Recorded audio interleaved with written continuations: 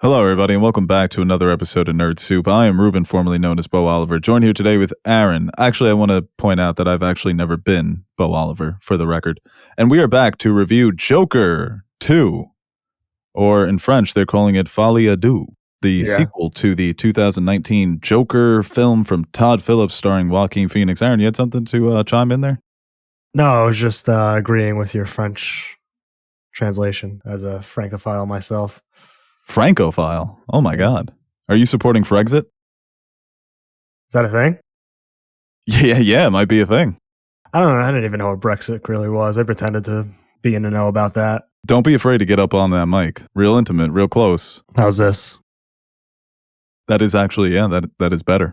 I'm an audiophile over here, so. And before we get into the review, I want to remind you guys, I'm actually on that wave. Damn. Hit every wave like I'm Hawaiian. I want to let you guys know that you can listen to this podcast wherever you get your podcasts, wherever you listen, just not on YouTube, Spotify, Apple, Amazon, all those places. And go and check out our Patreon page. For $3, you get, no, I always mess this up. For $2, you get 3 extra podcasts a month. And for $5, you get 5. Fucking raise the price. And follow us. Well, that's get it while you can. It's inflation, you know? Well, now they're saying stagflation. What? Yeah, it's a whole new ball game where prices are going up, but so is employment. That's the thing. Prices were going up, but unemployment was going down. Economics. Nobody really gets it. Fucking Adam Smith. The path he put us on. He's worse than Oppenheimer.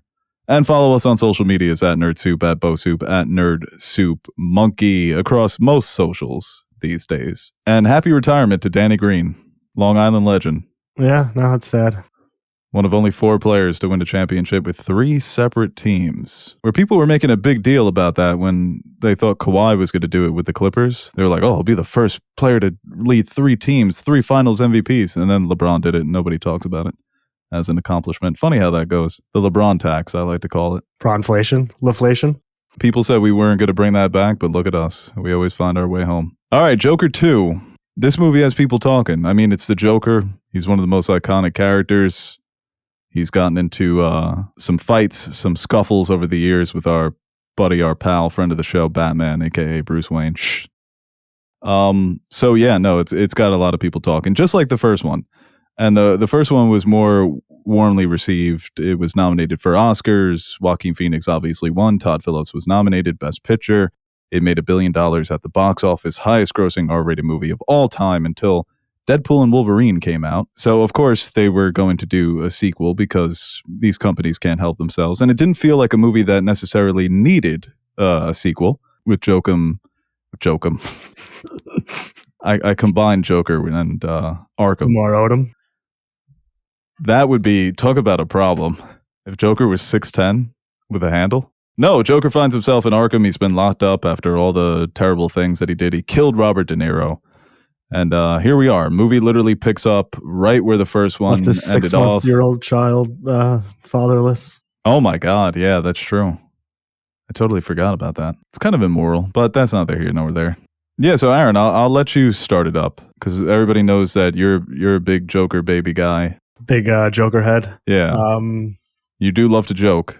I just be giggling. So yeah, I was going to say you're also a clown. I didn't want to say that though. No, yeah, that's too fine. mean. No, it's okay. It's okay. I appreciate your hesitancy. I mean, you did say the Jets were back after they beat the Patriots, but whatever. I'll tell you, that London trip, I was ready to jump off fucking London Bridge. I was so pissed off. The trip was amazing. That game though just drove me insane. Surrounded by Vikings fans, British Viking fans too. So like. That pissed me off even more. Like, you think you've been through the mud? That is kind of strange.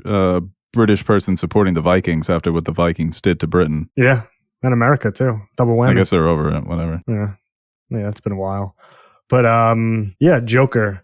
So I didn't get to see it until like a week after it came out. So I've already heard all the opinions online and your opinion, and I was expecting this movie to be like super ass, to put it mildly. I said so Nicki I don't know. Minaj. Super ass? No, it's super bass. Oh, okay. I thought. Oh no, never mind. I was doubly confused because I thought it was super bass, like she went on a fishing trip. It could Go be. ahead. Double entendres are really big in hip hop. Yeah, I don't speak French, but So yeah, I was expecting this to be a complete pile of shit. And while I was watching it, I was like, this isn't that bad. I'm actually liking it so far. And I really do enjoy a lot of the things that they were trying to set up. So like while I'm watching, I'm like, okay, is the musical aspect, is that gonna get old? Is that gonna bother me? And it really didn't. And I kind of enjoyed a lot of those scenes and what they were trying to do with that. And so for about like 75% of the movie, I was like, I really don't understand what all the criticism is for. I was expecting, Fantastic Four, Madam Web type of movie. That's how people were reacting to it online. But then like the last 20 minutes, last like 25% of the movie, I despised. I thought it was pretty bad. Coming out of it and like where I sit now, I still think it was, I'm trying to weigh the averages, like how much did I hate that ending that would affect up until that point. So I think it kind of evens out for me at just like a okay movie. And I don't really think it was as bad as a lot of people led me to believe online, because for like I said, like the first 75%, I was really on board with a lot of things they were trying to set up. I like that it took place in this prison for most part of the movies. And then as the relationship with Harley progresses, how Joker really uses her as a way to kind of get some of himself back, bring the Joker back. And then I think, are we gonna get the spoilers yet or no? No spoilers just yet. Okay. So I like the way their relationship played out and the way it affected that character. Obviously, what it had to say, especially with mental illness, like in the first movie, but just in the penal system and how they view mental illness, and obviously with prison reform and things of that nature. So I liked a lot of the ideas they were throwing out. I don't think it was necessarily smoothly laid out. It was brought up in a way that like I enjoyed and that I thought was actually pretty well done for the most part. So I like I said, I don't know if I was just expecting ass, and then when I didn't get ass, I was like, oh, this is actually good. If I would have went into it blind, I would have had a different reaction because I was just expecting the worst. But we'll talk about the ending when we'll get into spoilers and why I didn't like it and why it ultimately brings the movie down a few notches for me. But yeah, I just don't think it's one of the worst movies of the year, like some people were saying. Yeah, I think the most interesting thing the movie did, and this isn't a spoiler because it's the very first scene, but I guess it is a tiny, tiny bit of a spoiler. They do a recap of the first film, and I thought that was probably the most interesting thing that either of the two films have ever done. I think big picture, this movie, the themes, the ideas that they're trying to tackle, the restraint of the film, the way that they're trying to set you up for something that may or may not happen, I like that. I just don't think that they did a good enough job convincing people that it's worth it to sit and watch and experience this movie for 2 hours plus. I just think that Todd Phillips as a filmmaker doesn't have the tools, doesn't have the skills to bring a vision like this to life. Because I've watched movies that are deliberately slow, deliberately boring, but they're bringing they transfix you in a way that makes the experience worthwhile. And to me, this was a lot of the same of what they were doing in the first movie. Similar themes, similar pacing, similar look, similar aesthetic, just continuing on what they established in the first one, but way less surprises, less moments that make you think afterwards, that make you question, some of the actions of the characters or the moral quandaries of the first film. And I know a lot of people took away from that movie things that they weren't supposed to, but I didn't. And naturally, it's a movie that was so big and so popular, it was going to reach people that just aren't very much into film, which is fine, but that's just how it's going to go. So the discourse, it got a little out of control. And it felt like he wanted to answer. It's almost similar to Alan Moore, where he hated people that liked Rorschach. So it's like if he made a sequel to Watchmen where it's just like, you're supposed to hate Rorschach. There was a lot of that in this movie. I don't really think so until the end. I think leading up to the finale, I think it did a good job of kind of not making the Joker sympathetic by any means, but kind of laying out the foundation of why he is the way he is and what could potentially be the problem and how we ultimately fail people as a society that aren't who we deem to be mentally ill or crazy. That's one of the things I actually enjoyed, and I didn't really find it too boring or slow paced for a lot of the part, for the most part. I really was intrigued by where they were kind of taking that story, and especially with the dynamic between him and Harley, and that kind of bridged together throughout the film using musical pieces. And I kind of liked how they did that too, where you don't really know if that's everybody else around is on board or seeing what they're seeing, or if they're just in their own little world and kind of playing with his delusions in that way. And I think some subtle things too, like when it's just them in their own little place, even changes in Lady Gaga's singing voice, I think was a fun thing he played with as a tool to differentiate between what they are doing in their own world. And obviously when he's having these grander illusions, she sounds like the Lady Gaga we're used to. I found them to kind of use it in a way to help ground these characters and their relationship, because what we know obviously from the last movie with the Joker and kind of how he used music as a device to kind of ground himself or when he is his most confident. And I think we got the same thing from the Harley character. So I enjoyed like some of the things they were trying to play with, and I don't know if that worked for a lot of people. I wasn't in a crowded theater because obviously this movie is making $3 at the box office, but I saw a lot of reactions of people groaning when every time a musical number started. But that wasn't necessarily a turnoff for me, and I think it kind of enhanced the story in some ways. Yeah, there are people out there that just hate musicals. I've seen a lot of jokes about how if all the musical numbers were taken out, the movie would have been better. I just thought the musical numbers were very bland and unmemorable. And I think, well, yeah, there's not a memorable sequence. No City of Stars by any means. Yeah, the best one was when the Build a Mountain, when Joker's tap dancing and Lady Gaga's on the piano. I felt that she was very underused and that her character is a stand-in for the audience, where she comes in as this fanatic and very similar to the comics, Harley Quinn being obsessed with Joker. But my initial point of him responding to audiences that he doesn't necessarily want associated with his film is that there was a lot of, and I guess this is the point where we'll get into spoilers, so we'll mark it on the review. There was a lot of build up, a lot of building of tension, of you don't know what he's going to do. Is he crazy? Is he actually the Joker? And then Todd Phillips determines, no, I'm not going to give you that. I'm not going to indulge the insanity, the craziness, the psychopathy of the character. I'm not going to give you that. So it's a tease, which to me, fine. I think that's a great idea to go into your movie with, but the whole experience of that over and over and over again, to me, just wasn't entertaining as a film. So I think that it's just a matter of how you experience it, where you were enjoying those scenes, but to me, it feels very muddy when I try and think about it, even reading through the plot quickly before this review, because I just got so lost in my own boredom while watching it. I just thought that his just lack of skill as a filmmaker was the biggest thing holding this movie back, because it's got a $200 million budget. I don't see any of that budget. I'm like, where did this movie go? Where did this money go to? Hopefully Lady Gaga. Well, actually, she's fucking filthy rich. Maybe like, I don't know, the guy who played the Brendan judge. Gleeson? Yeah. Yeah. So I wonder if you break it down and like actually when you kind of identify the Joker from Arthur Fleck, how much of the Joker is actually in these two movies.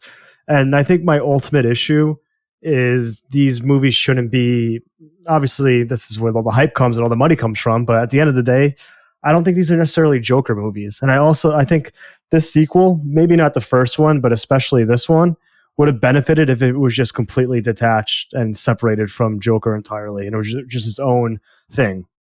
Like, I don't think these had to be Joker movies. And I think the problem with that for a lot of fans of the Joker, the movie's called Joker, I want to see the Joker, you just never got it. You got it for glimpses, most of them being in fantasies. And when you actually finally see them in the movie, they cut it out from under you in the next 5 minutes. It's almost like, I think there's a great idea there of seeing him in prison and going through the penal system and showing all the flaws with a character like the Joker, who we all know is fucking psychotic, but they kind of, like you said, they don't really let you in on that. And it's always, well, there's the two personalities. Does Arthur need help? Is he the Joker? I feel like they should have just embraced the Joker as the character, the titular character, and fully went forward with that. Where maybe you can have 2/3 your first 2 acts of the movie in this situation, and then kind of your big third finale, grand act, have him just fully be embracing the role and go from there. Because I'm a sucker for courtroom drama, so I really did enjoy it. But as a finale and what we got after in the final 20 minutes, it just didn't pay off for me. It didn't pay off a lot of the stuff that I was on board with earlier in the movie. And it's a very sharp turn. You'll know that everyone knows the scene at this point, but once he gets assaulted in the prison bathrooms, that's when the movie just completely free falls for me. Not one decision he made after that I thought was good at all. And I think it was a very poorly done finale.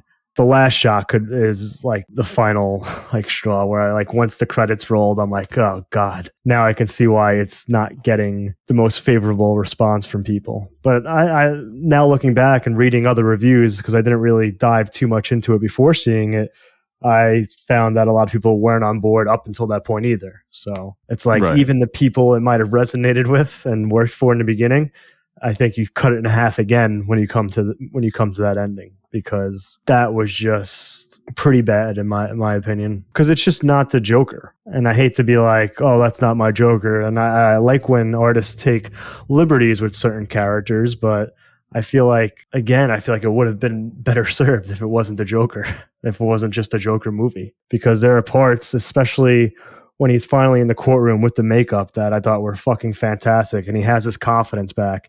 And it's not a character you root for, but you enjoy seeing Joaquin on screen play this character with all that charisma, with Harley looking on. And you kind of get that feeling of the third act of the first movie when he gets back into that role and when all the shit goes down, which I think is a very strong ending to the first one. It gets immediately cut off with the assault scene, which I think was just, there's no point of throwing that in. It reminds me of when Zack Snyder said in his Batman movie, Batman gets assaulted in prison. It reminded me so much of that, dude. I was like, oh my God, he's doing a Zack Snyder. And then after that, and obviously the man we get, Arthur, after that, I guess, whether it be an effect from the assault or him kind of reflecting on his actions, basically denounces, like you said earlier, denouncing the first movie, which, me and you, we already knew that we never glorified those actions. And I don't think it's a bad thing to follow a psychotic character in ways that, sometimes you're not going to be on board with. It's a character study. And if you're afraid to let it loose as the Joker, then that's not the movie that you're making, because the Joker would have, in every iteration of the Joker, would have fucking loved everything that was happening, would never have said sorry for his actions in the past movie. He would have embraced it. And when that bomb goes off, that's from every comic book and animation that features a Joker of all time. He always just finds a way to break out of prison or court from one of his goons lighting a building on fire.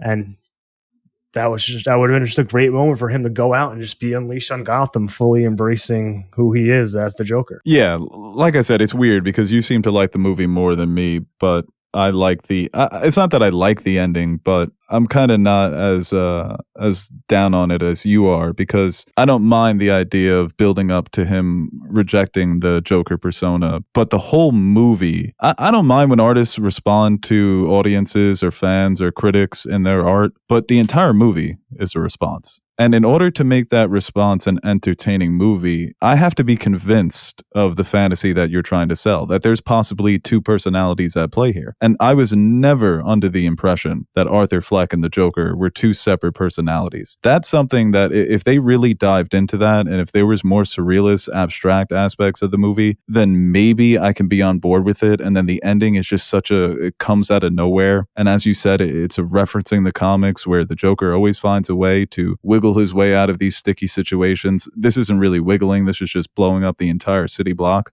Well, also should mention Todd Phillips said that Arthur Fleck is not the Joker, which leads me back to my next point. Then these shouldn't have been fucking Joker movies. Yeah, it's just to me it's just the whole movie. By the time we got to the end, I was so checked out that it didn't really matter to me. But as I said, I think it's a little cowardly that the musical numbers were clearly daydreams.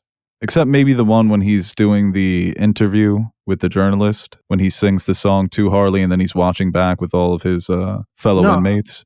I thought that if you really played with the idea of this is just a musical, so when the musical numbers are happening and things happen, it's not all continuity, because you can make it a fantasy while also just not filling in the audience on if it's real or not.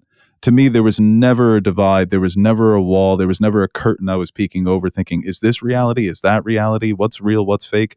There was none of that for me. The performances were great. I mean, Joaquin Phoenix, and I think Lady Gaga is a real talent as an actress. But Joaquin Phoenix, you can argue that there's way more depth to the character in this movie than in the first one. So performance-wise, he's given more to work with, and he's just such a fucking force of nature, because he does truly at times make me believe he's going to snap just based on how he looks. He is terrifying as this character.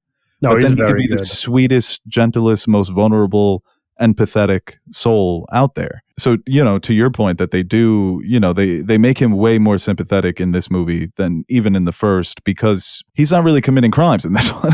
Yeah. He's very much the victim of, you can obviously blame him for what he did in the first movie, but the excitement over his persona, all the fanatics. I thought the bit about the TV movie was actually pretty funny when Zazie Beetz is testifying that it sucks, and he looks back at Lady Gaga and she's like, no, trust me, it's good.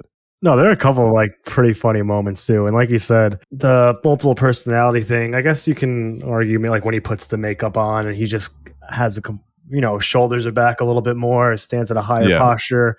He's more charismatic. He's cracking jokes. I think the Southern lawyer thing is such a bit that we would see in a Joker animated cartoon movie.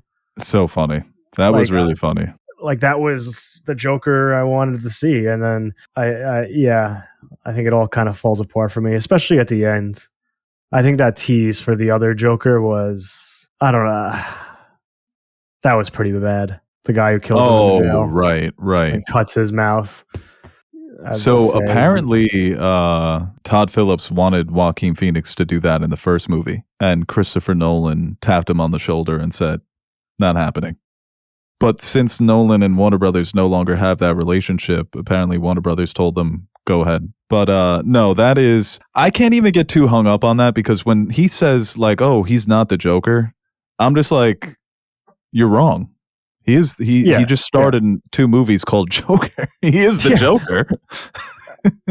What are you telling me? I just watched him play the Joker. What the fuck are you talking about? Did you like the Harley Quinn Joker relationship? Do you like how they kind of flipped it from what we usually get with the comics? Yeah, I don't mind that at all. Where Joker is it's more so his obsession, doing things for her approval. The first time probably in his life that he's gotten this female attention. So it's the one fanatic he will embrace because she's a woman. Simple as that. So I don't mind that whatsoever. And I saw some criticisms too. Oh, they made, Joker would never simp after a woman.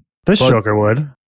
Yeah, no, this Joker clearly would. We saw it even in the first movie. He goes fucking crazy over Zazie Beetz. But he's a loser. And that's also just a point I wanted to make about Todd Phillips responding to people that consider the Joker a hero after that first movie, or that he's a protagonist, or society did him wrong and he was right to do what he did. Who cares? Right. It's a fucking movie. It's a movie. You're Todd Phillips, dude. You're sitting on a mountain of money. You were nominated for Oscars. You put something out there that not everybody loved. Some people hated, others adored. Some people took the right message, others took the wrong message. You're an artist. That's what art is. Did Scorsese ever apologize because people really like Tommy and Goodfellas? Right. Yes, exactly. It would be like doing a sequel to Goodfellas where Tommy survived and he renounces being Tommy. No. We like Tommy because he is a fucking psychopath. Yeah, he's scary. Normal people are going to look at him and be like, wow, that's to glamorize that lifestyle, but also pay attention to the third act and realize, oh, maybe this is how it all ends if I went down this route. Maybe I shouldn't do that. Yeah, and I thought the relationship between Harley and Joker, I was anticipating it was going to be a lot messier than it was. And it wasn't. It was pretty straightforward.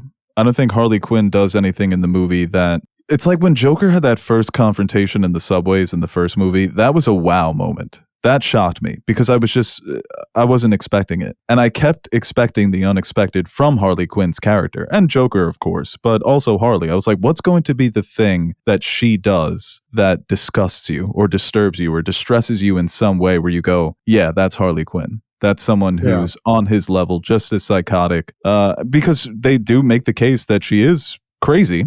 In this movie, she checked herself into a mental institution because she's obsessed with this guy, and she's a pathological liar. She seems like a sociopath. Well, that happens, though.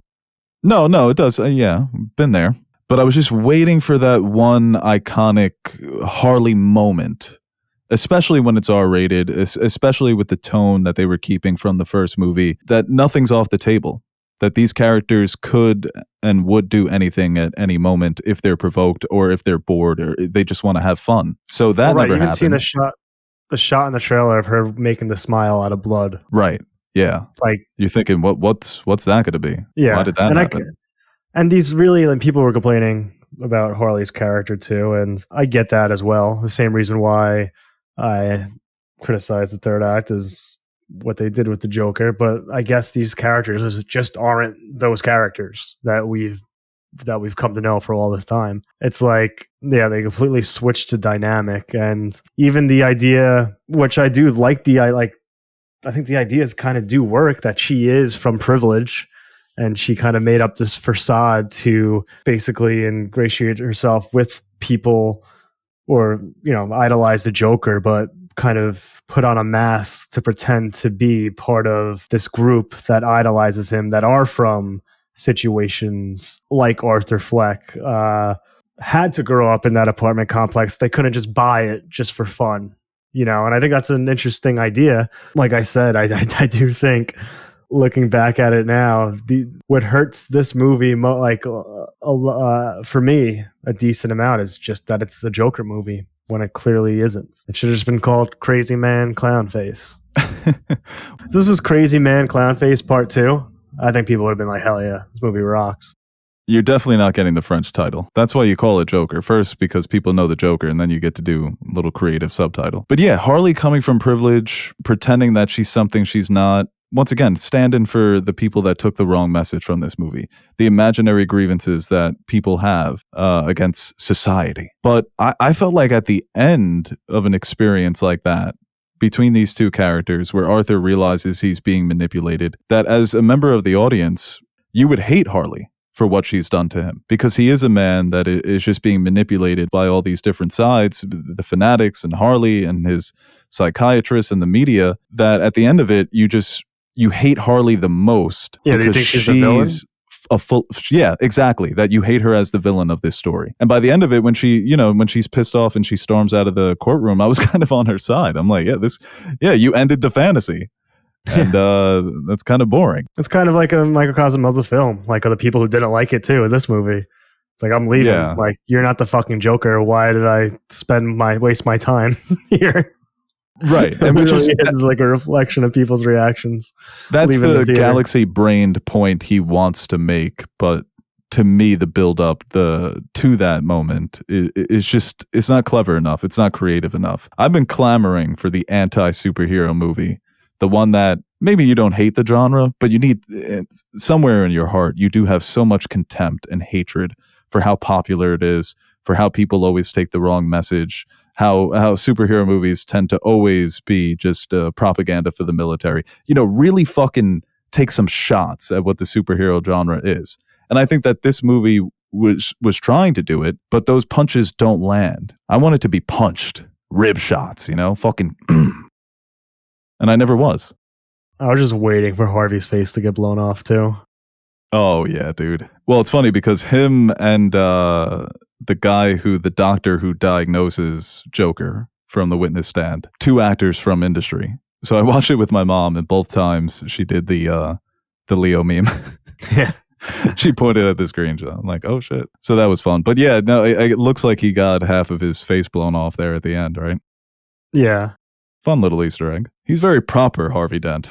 Aaron Eckhart is just so underrated and overshadowed. Heath Ledger, of course, iconic performance. Well, not But- according to Skip Bayless. Oh my God. Skip Bayless said he's the best actor in the movie. Aaron Eckhart, right? Yeah. He's right after Heath Ledger when it comes to best performances, I think, in that movie.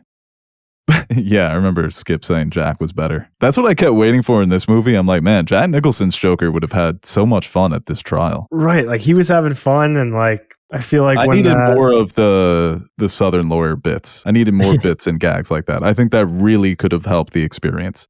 Where if the courtroom trial was just him as Joker, the whole seeing time. him in the makeup was hysterical. Like, you are such an asshole. That's one of the funniest aspects of the Joker's character, is that he's just a dick. He does things just to piss people off. So he's like sitting there in the full Joker makeup, which I've always loved. I've always thought that was a good rendition of the character with the like the maroon suit. I love that getup. But yeah, no, they didn't really play into it. Like the more you think about Todd Phillips, like wanting to use this movie as a reaction to the perception people took away from the first one, it's like he tries to do both. Then by going deeper into Arthur, I think he, like you said earlier, he garners more sympathy, and I guess that he's trying to separate the man from the Joker, but I think you can easily make that point as much if it is you go to the Joker persona earlier on, and that kind of just ends up taking over for the rest of the time, and then have him be who we know the Joker to be. Yeah, no, if they would have taken that route, there's a lot of it would have been more entertaining for a lot of people. It would have, yeah, just following the exploits of a psychopath, just doubling, tripling, quadrupling down on what the Joker is. Take a lot of that stuff out, and he breaks out by like the hour 30 mark, and then you just have 50 minutes of a Gotham with the Joker and Harley out there. I mean, I guess Robert Pattinson, Batman. Now we're He's cooking. grown up in 2 years. Now we're fucking cooking. What's Superman doing? He's not busy. It is so funny that, like, when you think of the broad DC universe, that just Joker exists in a world of Superman, like causing fucking havoc. And Superman and the Flash and Wonder Woman exist. No, that's not their jurisdiction. Yeah, Wonder Woman can't go stop the Joker from killing millions because his bat freak won't let her. No, they just respect Batman. Respect the territory, man. Guy's a pit bull. Now I'm getting thrown off of my yard. Gothams too, because I watched Joker and then Penguin, the new episode right after. So it's like, well, this is Gotham, New York. Penguin's Gotham, New Jersey. Dark Knight's got Pittsburgh. Batman vs Superman's like the Bay Area, I think. Yeah, it is. Yeah, it's supposed to be the Bay. Let's just pick one. Yes, I think this has to be maybe somewhere in the comics throughout the years. It's been a long time, but this has to be the first time they've called Gotham a part of New York State. Definitely on film. Well, I enjoy the 80s aesthetic for Gotham. I think it was the perfect aesthetic. I truly just don't know where that budget was. I was expecting monumental sets for the musical numbers. Started slow. It's the first one is just a song of him walking around the halls or the rec hall that they're all at. But I just thought the sets left a lot to be desired. I thought that we were going to get where you can have that gray tone, the depressing look of the film, but when you go into the musical numbers, give me some life, some vibrance. Yeah. Just because piss people off with that. I wanted him to go as big and extravagant as possible to piss people off. Because even without doing that, people are furious over the musical aspects. Right. I think people should have been even more mad from the... Yes. Yeah, they're not mad enough. Because I saw one post, it was like, take all the music out, it's great. And the first response was, I'm pretty sure the entire movie was just ass. It's not so much the musical stuff. But to me, I think you would have gotten more critical acclaim if you would have gone that route. This is going to be at times just a 1950s musical. Yeah, because I think there's definitely something there building, especially the Joker going from like his worst when you first see him, when he's all skinny and he's not laughing and he's not making jokes. And then meeting Harley, using music as a way to kind of bring himself back up within that relationship. And that's something they share. And kind of this psychotic romance blossoms through the power of music. I think that, that's definitely attempted there, but you could have turned it up a few notches. And I think a lot of the numbers, like you said, were uninspiring. Didn't really, like, narratively speaking, I think like they're not, we see it more than like the music tells us what's happening, you know, where I feel like you could do more narratively within that 2 to 3 minute time frame with a more complex piece, lean more on that as a way to tell your story and supplement obviously the non-musical aspects of it. But you know who ended up being, to me, the best performance out of the movie? Brendan Gleeson. His character was so unlikable, and he's just such a good actor. well, yeah, because you don't know if he's like being nice to him or he's just making fun of him. Yeah. Just One moment that I thought was really funny when he slaps him on the back after giving him the cigarette. Like, thanks, Chief. That was fucking hilarious. He like literally just punches him. Damn. That was funny. And when he writes the note, I hope you get cancer, I thought that was pretty good. That was funny. Yeah. That was just so extreme. And him kissing his lawyer, so out of left field. I was like, that's something weird the Joker would do. But when he does it the first time as Arthur, it's like, yeah. But when he does it as Joker at the end, that more fit into that kind of persona that he's built. But see, even going back to Todd Phillips' skills as a director, when you give Lee Gill, the actor who plays Gary Puddles, the note, you're just going to be terrified the entire time. As soon as you walk in, you're under duress. That's bad directing. Because that to me was so strange. Because as soon as he's on screen, he's like all jittery and he's rubbing his hands and he's looking around and I'm like, what is he scared of? I'm like, is he like terrified of public speaking? And then he has to say like, oh, what you did to me scarred me for life, where I'm constantly afraid. There's a better way to get that sort of performance across to an audience other than just going immediately show everyone that you're scared. That to me is just poor directing. It kind of bothered me that Puddles doesn't fuck with Joker. I feel like I kind of wanted them to be like best friends. Like when he has the one musical number when he's his best man. Yeah, that was funny. Well, that's kind of how Joker felt. He was like, dude, I spared your life. He's like, yeah, you fucking gutted somebody like a fish in front of me. See, if Puddles walks in there, a bit more confident, just kind of normal, glances at Joker, gives him like a dirty look, and then reveals, like, you fucked me up mentally, bro. That could have been an explosive confrontation between, somebody that Puddles used to consider a friend. But instead, it's just right away, something's off with this guy, and then the wavelength doesn't change from there. That's just, I guess you could say I'm picking a nit here, but Joaquin Phoenix to me is just such an incredible performer, and a lot of the notes he's getting are the ones he's giving himself, according to Todd Phillips. So I think when it comes to his performance, you're always going to get something good. I think from the, Harley Quinn, Lady Gaga, I think she's up for the challenge. They never let her take an at-bat. She's just warming up. She's got the fucking weights on the bat. She's ready to swing, and they just never gave her that chance. Yeah, Judge struck out to end the inning before she can get in. Dude. It was so funny. We were watching that game and I'm like breaking down why having Soto hit before Judge just opens it up for him and he's going to be so much better in the postseason. And then as soon as I finished, it was literally like a moment in a movie where the music's swelling up, the pitch gets thrown and Judge just fucking swings right through it. It's like 2 men on, no outs, and he fucking blew it. All right, well, I feel like we've talked a lot about this movie. So if there's any last thoughts that you want to give, Aaron, before we talk about the casting for the Green Lantern series, now's the time. How did she get into the cellar? She just shows up. I don't know. Yeah, solitary. I thought he was hallucinating that. Maybe he was. I don't know. Gary Puddles played Tyrion in the Game of Thrones play, season 6. Didn't he have the warts on his penis? Acting like he's all innocent in that courtroom. We know what you've done. Yeah, Joker 2, Folie à Deux. Looking like it's going to be a historic bomb. I'm surprised because I know word of mouth has a lot of weight, but I mean, from the hype from the first one and the amount of money it made, for it to be this bad opening weekend, I don't know. That's very surprising. Did the idea of it being a musical turn that many people off? I don't know. I was excited when I heard that.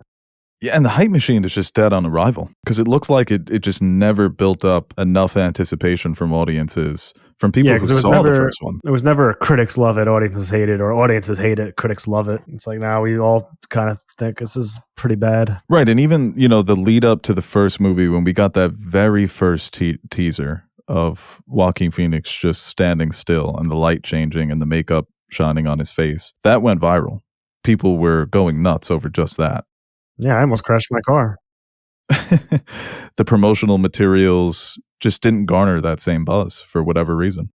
Because that's, it's impossible to tell by trailers and promotional material if something is going to be good. I mean, people can make their determinations if they're excited or not, but there was no critic scores, there was no fan reactions at that point. It's just the months leading up to the film's release wasn't as much anticipation as the first. And I pray this is our last face paint Joker. Oh, you want the Barry Keoghan? Did you see that? Did you see those rumors that Pattinson might be DCU's Batman? No, I didn't. I mean, we're like 6 years between Batman movies, so like I doubt that. But all right, well, let's move on. We'll wrap it up here. We'll talk about the casting of Jon Stewart in the Lanterns series. Aaron Pierre, who's coming off of Rebel Ridge. I thought it was a performance that was going to make him a star. I didn't realize it was going to happen this quickly, but it's amazing how John Boyega drops out of a project. He comes on last minute, and now he's Jon Stewart in the DCU. What a fucking turnaround, right? I think that this is a great casting. He's perfect for Jon Stewart. If you watched him in Rebel Ridge, he's got everything you need to bring a character like Jon Stewart to life. Not the most complicated character out there. He's your prototypical hero. He's a lantern that our generation loves because of the Justice League cartoon. And they're saying that Kyle Chandler's in negotiations to play Hal Jordan. So it looks like Hal Jordan is going to be aged up a bit. But I love Kyle Chandler. And even though he's a bit up there, I think he's perfect for the role. I just don't know why. Like every casting room was like a 60-year-old guy. Yeah, and Kyle is 59. There you go. So he's going to die. It's very much going to be a Hal showing Jon Stewart the way of the Lanterns. Like he's going to be a grizzled vet, and then he'll probably die at the end of it. But that's okay. I like Hal Jordan. Yeah, me too. I think especially, which is kind of bums me out because I do like Jon Stewart too, and maybe depending on what iteration of the Justice League they're ever going to do, maybe that type of stoic character will blend in more. But like one of my favorite things is Hal's relationship with Barry Allen. They're kind of the two jokesters of the league. But yeah, that's still so far away. But I think I think he should have done two relatively young actors. Like in a lot of iterations, it's not something where it's necessarily an older mentor with a young up and comer type dynamic. They kind of operate at the same time. I think he kind of cut a lot of things that you can do with the Hal Jordan character, but I think if anything, the most important aspect of the Green Lanterns will be to take the bad taste out of everyone's mouth because the only live action lantern that we got is a joke and has no goodwill with audiences that are not comic book fans. And if you look at what James Gunn said when they announced the casting, he mentioned that it was very rigorous, the process of finding Jon Stewart. So it looks like he's going to be the Lantern going forward. As you said, maybe Hal Jordan doesn't make it out of this series. He's passing the baton or the Lantern. And then Jon Stewart is the Lantern that's going to appear in the Justice League movies, that's going to be a part of the Seven, going to play a major role in whatever saga they're trying to craft here that eventually is going to lead to a confrontation with Darkseid. So I think the way that they've mapped it out, it sucks that we're not going to see a young Hal Jordan and see them adapt some of those stories. And as you said, a lot of the Lanterns just operate around the same age at the same time because it's a huge organization, intergalactic organization. But they're trying to carve out a narrative here, and I think that it could go a long way to have that relationship between an older Lantern, a younger Lantern, and then see him move forward without Hal Jordan. Maybe Guy Gardner being the older one. No one cares if he gets killed off.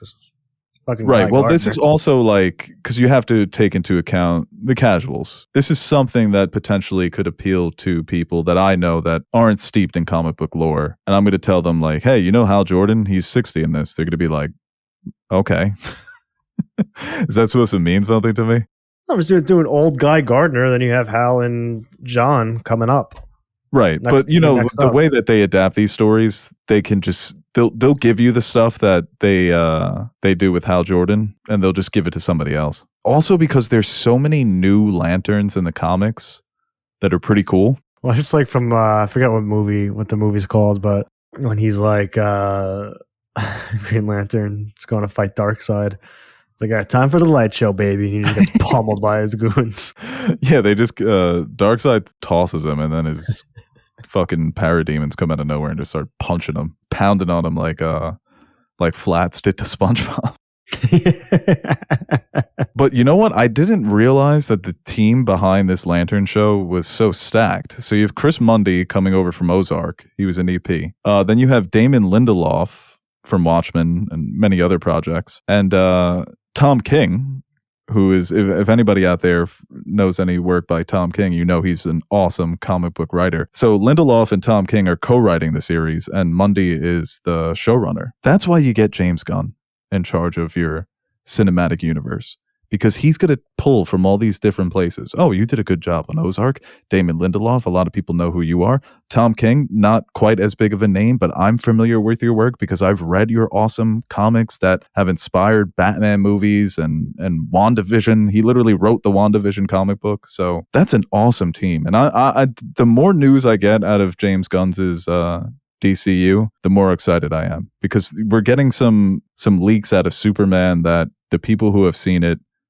absolutely love it, and that it's going to be a great movie. So I'm just excited. I'm just really excited. And Aaron Pierre, as I said, I loved him in Rebel Ridge. I kind of wanted him for Batman. I thought he would have been a really fun choice for a younger Batman, but this is perfect. I feel like that Batman casting's gonna feel like a lot's gonna ride on it. I hope. I mean, the trend of going unknown. I mean, obviously Kyle Chandler isn't a nobody, but yeah, I just wonder what route they're gonna take. If they do Pattinson, I think people will go fucking crazy in a good way. But I just think the aesthetic and vibe of what James Gunn is trying to bring might conflict Matt Reeves's vision for the Batman, which is fine. I think you can have, and the comics and animated shows have done it for years, of having conflicting kind of tones and aesthetics when you're focusing on different characters. But yeah, I don't mind that whatsoever, even if it does rub against each other the wrong way. I think that's fun, especially for a character like Batman. He's a straight man. If you put him in a world of gods and monsters and he's still Batman, that's hilarious, because then that's where Batman's at his funniest. And they'll be like, oh, but he doesn't know how to fight. Dude, that's why it's fiction. He'd be like, oh, Alfred, can you break out the Iron Man suit that I have? That's not an Iron Man suit. It's really just a Batman suit. They'd be like, wow, Batman, you have that? Be like, yeah, I'm fucking Batman. Oh yeah, I also have this suit that like counteracts and has contingencies for everybody. So. Yeah.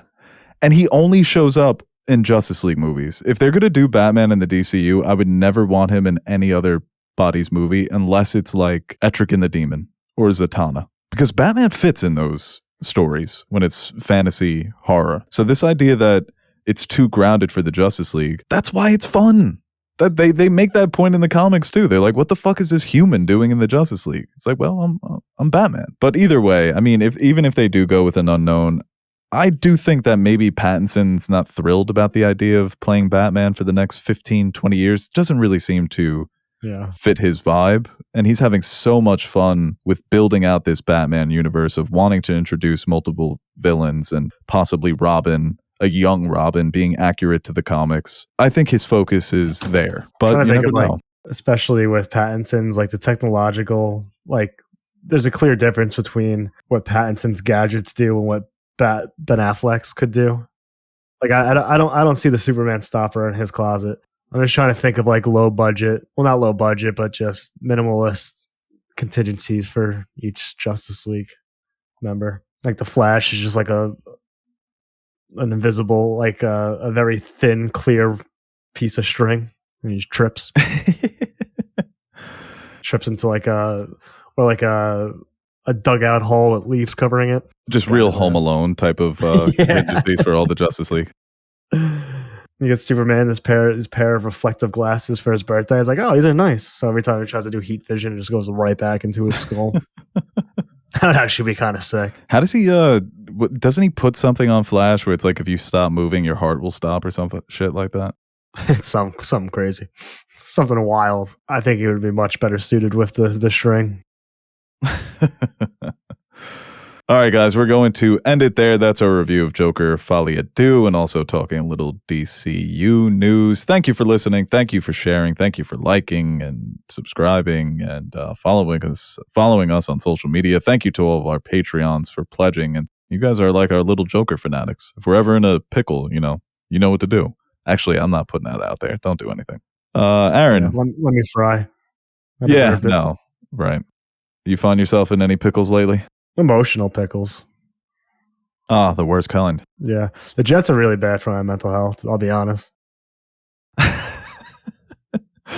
No, you are in such a toxic relationship because if they have a good first drive on Sunday, you're going to be If they beat the 110% Bills, back in. I'll be levels of back that I've never been before.